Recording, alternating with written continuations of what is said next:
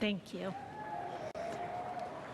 It's my great honor to be speaking here today on behalf of the Laker organization, and it's an even greater honor to be speaking on behalf of Laker fans. There are many things for which I am thankful to my father. Near the top of the list is when he declared to Kobe, "I want you to be a Laker for life." Trading for Kobe back in 1996 set this franchise and this city on a journey that was beyond our wildest dreams. We all know the numbers tell a story. 20 years with one team, 33,643 points, 18 All-Star selections, a league MVP award, 2 NBA Finals MVPs, and the one that mattered the most to Kobe himself, 5 NBA championships. Every one of them achieved here in Lakers purple and gold. Those points, those wins,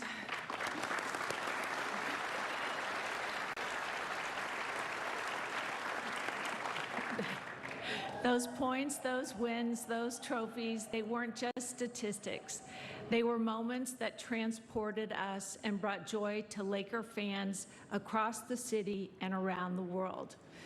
I have spent almost my entire life around sports, and I can tell you I've never met or witnessed anyone like Kobe Bryant.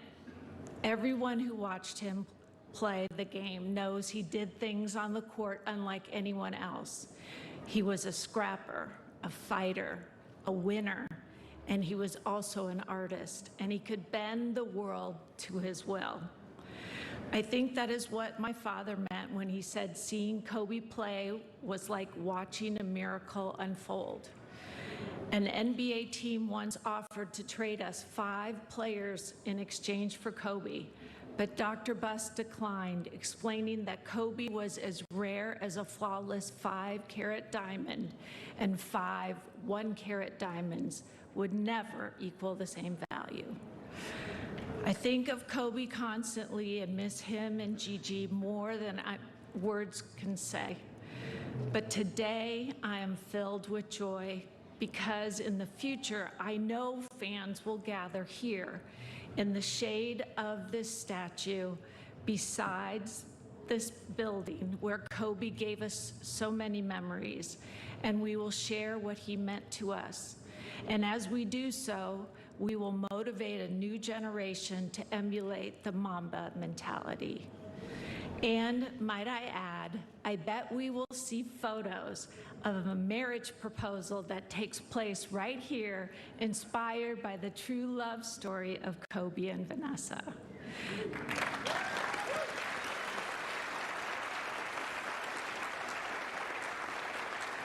That is why I'm so grateful to be here today with his family to celebrate him and make sure that his legacy endures. In 2009, 13 years after telling Kobe he wanted him to be a Laker for life, my father described Kobe as a marvel.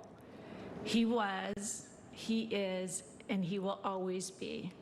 Thank you. Vanessa, thank you for allowing me to be here. Natalia, Bianca, Capri, this is special. Your dad, as you know, and your husband, one of the greatest human beings, not just basketball players, one of the greatest human beings to ever walk this earth, and one of the greatest basketball players to ever touch a basketball. So no matter what people ever try to tell you later about who the GOAT is and all that, remind them, okay? Today we gather not only to, we still mourn the loss of, obviously, my beloved teammate, but to celebrate the extraordinary life of a leader, an inspiration, and a true culture shifter on and off the basketball court. In the realm of sports, Kobe was not merely a great player. He was a dedicated father. Like some of the stories, when people ask me my favorite Kobe stories, I go to the father stories. I go to the girl dad stories. He was dedicated to that, as these girls know, and Vanessa knows. He was a dedicated father, a pillar of strength for his family. His commitment to fatherhood was unwavering, just as his dedication to the game was. He intentionally balanced the demands of competition and family life. And I'm personally still in awe of how, on the rare days off that Phil Jackson used to give, Kobe still found the energy to go Disneyland with the family on those days off. That impressed me almost more than anything he did on the court. But he wasn't just a champion, he was unmatched. His prowess, a rare specimen that left opposing players and all teammates inspired. He didn't just play the game, he defined it. Like that's really what it was like to be around him on a daily basis. He set the standard, he broke records. The legacy he leaves behind are foundations upon which current players and future players build their dreams. His leadership went beyond scoring points. I know people only think of him as scoring points, but he passed, I know. I was the beneficiary of many of those passes. And it was about fostering a winning mentality. So when we talk about the Mamba mentality, it's not just about you. And for the guys and girls that wear the shoes and wear the jerseys, and you talk about the Mamba mentality, if you ain't winning, you ain't winning. And that's what the Mamba mentality was also about as well, to push everybody to be their best, not just you. He was often the heartbeat of our team, a guiding force that propelled us to greatness. His impact extended well beyond victories. It was about shaping character, instilling a sense of pride and confidence in all of us that wore the purple and gold. In the realm of basketball, again, he wasn't just a player, he was a legend, like an actual living legend. That's what it felt like to be around him. His name now etched in the annals of sport forever, a beacon that continues to guide aspiring players. The echoes of his accomplishments will reverberate in the aspirations of those who wear his sneakers today.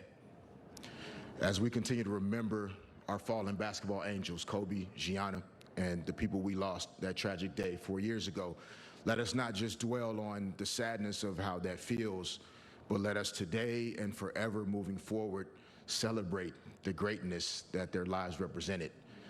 Kobe transcended basketball, the boundaries of the court. He touched the lives of all of us who had the privilege to know him.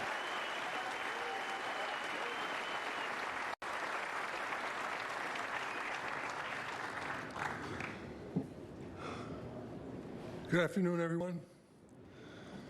The first known statue was made 35,000 years ago, which was around the time, thank you.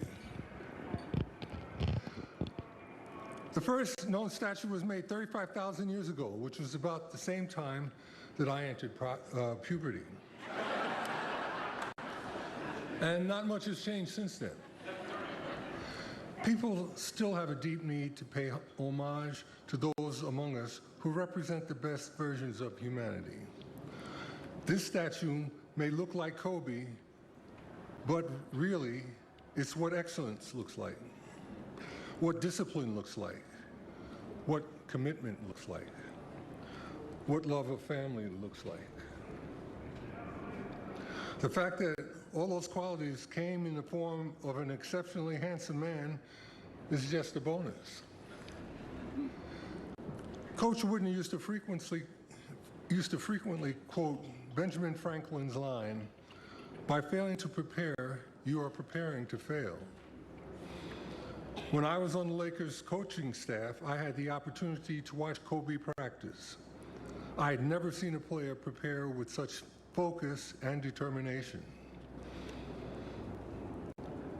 It is the one thing to want to excel, but it's another to drive yourself to acquire the necessary tools to excel. Kobe's relentless determination made his teammates push themselves too. He made everyone around him play better. Kobe once said something that has stuck with me ever since. He said, "I see the beauty in getting up in the morning and being in pain, because I know all the hard work that it took to get to this point." He was referring to the physical pain that all professional athletes learn to live with in pursuit of excellence.